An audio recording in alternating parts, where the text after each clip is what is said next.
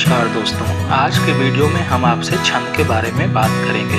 इससे पहले के वीडियो में हमने आपसे बात की थी अलंकार के बारे में और रसों के बारे में। जो भी व्यूअर हमारे नए हैं वो हमारे चैनल को सब्सक्राइब कर लें ताकि आपको हमारे आने वाले वीडियो आसानी से और तुरंत मिल सकें। तो आइए शुरू करते हैं अपना आज का चैप्टर छंद। सबसे पहले बात करेंगे हम छंद के अर्थ की। हिंदी साहित्य के अनुसार अक्षर, अक्षरों की संख्या, मात्रा, गणना, यति, गति से संबंधित किसी विषय पर रचना को छंद कहा जाता है। अर्थात निश्चित चरण, लय, गति, वर्ण, मात्रा, यति, तुक, गण से नियोजित पद रचना को छंद कहते हैं। अंग्रेजी में छंद को मेटा और कभी कभी वर्स भी कहते हैं। आइए छंद का एक संक्षिप्त इतिहास देखते हैं। की रचना और गुण अवगुण के अध्ययन को छंद शास्त्र कहते हैं। चूंकि आचार्य पिंगल द्वारा रचित छंद शास्त्र सबसे प्राचीन उपलब्ध ग्रंथ है जिसे पिंगल शास्त्र भी कहा जाता है।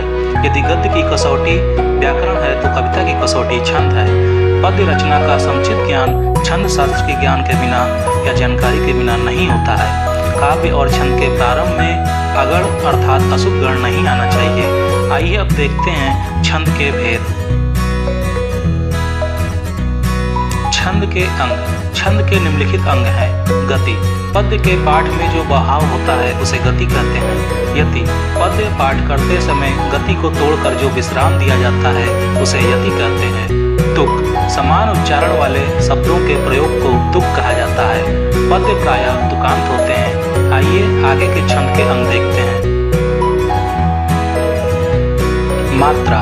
वर्ण के उच्चारण में जो समय लगता है उसे मात्रा कहते हैं। मात्रा दो प्रकार की होती है, लघु और गुरु।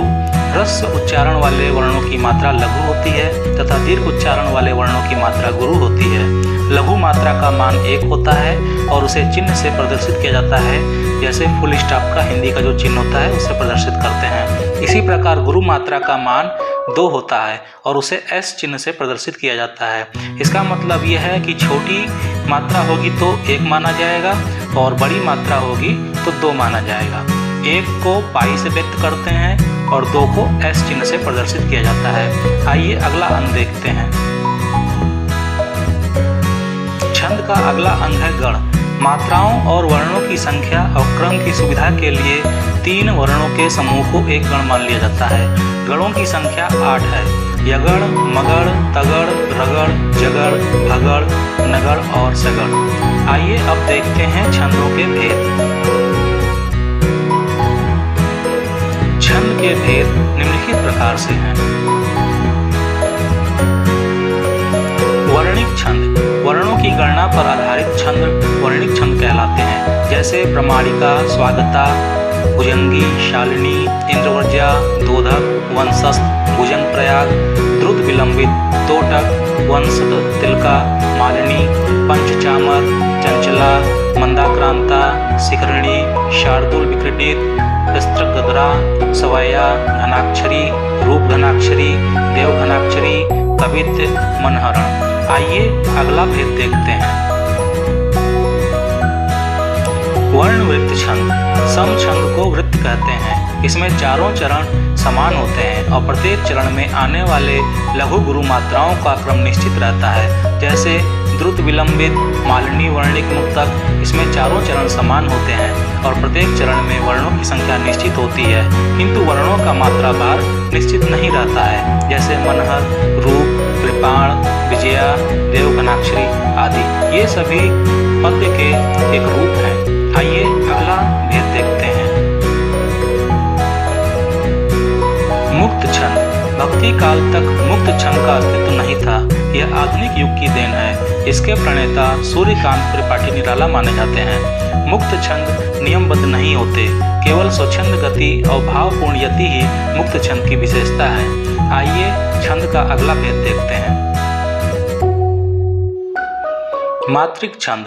जिन छंदों में मात्राओं की संख्या निश्चित होती है उन्हें मात्रिक छंद कहा जाता है, जैसे अहिर, तोमर, मानव, अरिल, पद्दरी, पद्दटिका, चौपाई, पीयूष वर्ष, सुमेरु, राधिका, रोला, दिक्पाल, रूपमाला, गीतिका, सरसी, सार, हरिगीतिका, तांडव, वीर या आला, ये सभी मात्रिक छंद हैं। हमारे शिक्षक पात्रता परीक्षा या अन्य परीक्षाओं में मात्रिक छंद का विशेष महत्व है। ज़्यादातर प्रश्न जो है इन्हीं मात्रिक छंदों से पूछा जाता है। आइए नजर डालते हैं कुछ प्रमुख मात्रिक छंदों पर। प्रमुख मात्रिक छंद चौपाई, रोला, हरिगीतिका, बरवे, दोहा, सोरठा, उल्लाला, ये प्रमुख मात्रिक छंद हैं। इनसे परीक्षा में उपयोगी प्रश्न पूछे जाते हैं। खास तौर से इनकी मात्राओं से संबंधित प्रश्न पूछे जाते हैं। तो आइए एक एक करके देखते हैं कि प्रमुख मात्रिक छंद क्या हैं और उनके उदाहरणों पर भी दृष्टि डालते हुए चलते हैं। तो आइए देखते हैं। पहला प्रमुख मात्रिक छंद है चौपाई। चौपाई छंद। चौपाई मात्रिक समछंद का एक भेद है। प्राकृत तथा अपभ्रंश के 16 मात्रा के वर्णात्मक छंदों के आधार पर विकसित हिंदी का सर्वोपरि और अपना छंद है। गोस्वामी तुलसीदास ने रामचरितमानस में चौपाई छंद का बहुत अच्छा निर्वाह किया है। चौपाई में 4 चरण होते हैं। प्रत्येक चरण में 16-16 मात्राएं होती हैं तथा अंत में गुरु होता है। आइए एक इसका उदाहरण देखते हैं। मनो गुरुपद पदुम परागा, सुरचि सुबास सरस अनुरागा, अमीय मूरी में चूरन चारू, समन सकल बहुरूज परिवारू। तो यह चौपाई छंद का एक उदाहरण था। आइए अगला छंद देखते हैं। रोला छंद। रोला एक छंद है। यह एक सममात्रिक छंद है। इसमें 24 मात्राएं होती हैं, अर्थात विषम चरणों में 11-11 मात्राएं और सम चरणों में 13-13 मात्राएं। 11वीं व 13वीं मात्रा पर यति अर्थात विराम होता है। यति से पूर्व 21 अर्थात गुरु व लघु तथा अंत में 12 अर्थात लघु गुरु रखने पर सुंदर लय आती है। आइए एक इसका उदाहरण देखते हैं। नीलांबर परिधान हरित पट पर सुंदर हैं। तो दोस्तों आपने देखा कि रोला छंद का यहाँ पे जो उदाहरण दिया है उनकी मात्राएं भी दी गई हैं और मात्राओं को आपको किस प्रकार गिनना है। अगर छोटी मात्रा है तो 1 गिनेंगे और बड़ी मात्रा है तो 2 गिनेंगे। आइए अगला छंद देखते हैं। हरिगीतिका छंद। हरिगीतिका 4 चरणों वाला एक सममात्रिक छंद है। इसमें प्रत्येक चरण में 16 व 12 के विराम से 28 मात्राएं होती हैं तथा अंत में लघु गुरु आना अनिवार्य है। हरिगीतिका में 16 और 12 मात्राओं पर यति होती है। आइए इसका एक उदाहरण देखते हैं। प्रभु गोद जिसकी वह यशोमती, दे रहे हरिमान है, गोपाल बैठे आधुनिक रथ पर सहित सामान है, मुरली अधर धर धर श्याम सुंदर जब लगाते तान है, सुनकर मधुर धुन भावना में वह रहे रसखान है। आइए देखते हैं अगला छंद। बरवे छंद।